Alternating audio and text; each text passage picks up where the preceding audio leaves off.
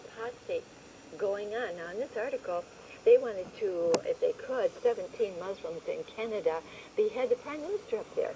And then another one in Great Britain. Jack, that's a very interesting article, I think, all of those.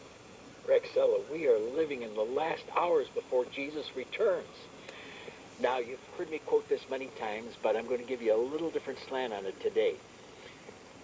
In Genesis 6, verse 11, it says the whole world was filled with violence, and Jesus said in Matthew 24:37, as the days of Noah were, violence, so shall also the coming of the Son of Man be.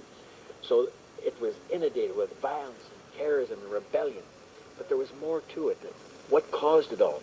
Genesis chapter 6, verses 1 and 2. Came to pass when men began to multiply in the face of the earth, and daughters were born unto them, that the sons of God saw the daughters of men, and they took them wives of all which they chose, going against God's word. Verse 5 says, every imagination of the thoughts of their minds and hearts were only evil continually. And verse 10 says the whole world was corrupt. And verse 11, I repeat, the world was filled with violence. And this corruption and all the things that enter men's minds against the gospel in Jesus Christ really irritates me. 3 weeks from this day, mark it in your calendar, the day you're hearing this program, I'm going to deal with this garbage called Raiders of the Lost Tomb. This is now Cameron and Pellegrino saying they found the burial box of Jesus and his son, Judah. Isn't that strange? In the Da Vinci Code, he had a daughter, Sarah. Now he's got a son.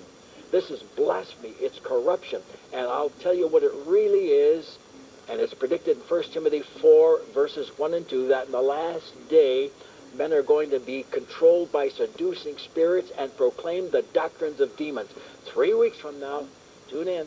Yes, Jack, you're going to be quoting some very, very fine archaeologists. Oh, some of the top ones in Israel. Yes, in Israel. He's going to back that up. Well, did you ever hear about, friends, so many, many wars in the world? Why? Why is this all happening? What's the basis of this hatred? According to this article, the roots of today's wars, it has to do with religion. Oh, that's so sad. Morocco faces Al-Qaeda threat. And again, Taliban